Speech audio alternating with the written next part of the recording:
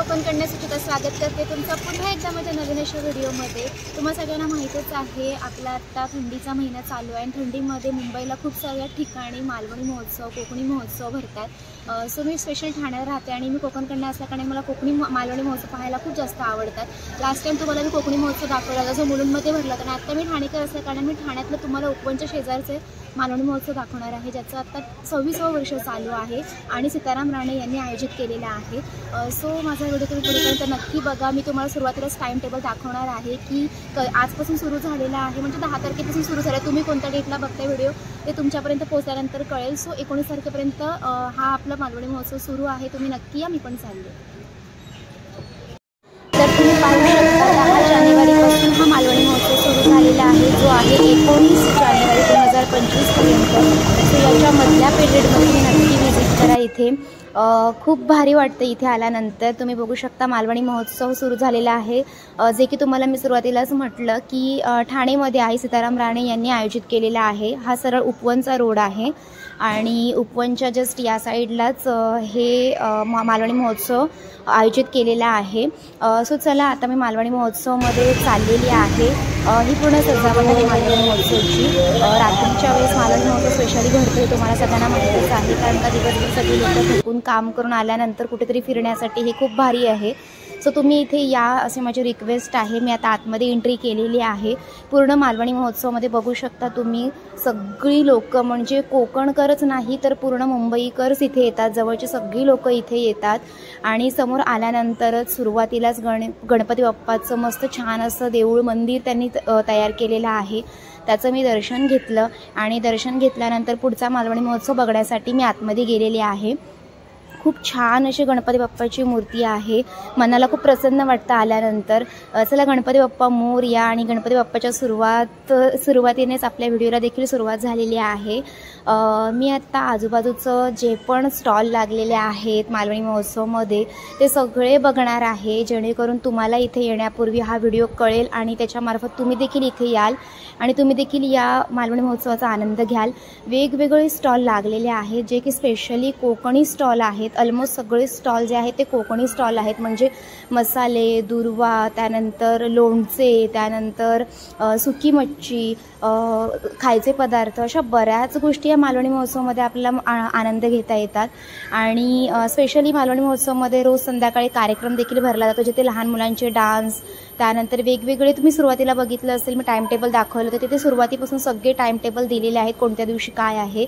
मग तुम्हाला इथे येण्यापूर्वी कळेलच की काय काय कोणत्या कोणत्या दिवशी आहे। स्पेशली 13 तारखेला दशावतार आहे, जे दशावतारी प्रेमी आहेत, दशावतार पाहणारे आहेत, त्यांनी नक्की इथे या।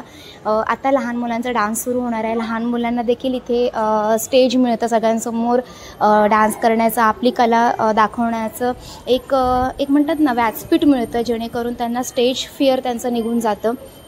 बाजूला बघू शकता सुकी मच्छी, मला तर खूप जास्त सुक्का बांगडा आवडतो। सो चला मी आता पूर्ण मालवणी बाजार फिरून घेते, तुम्हालाही कळेल मालवणी बाजार कसा असतो वगैरे। चला तर मग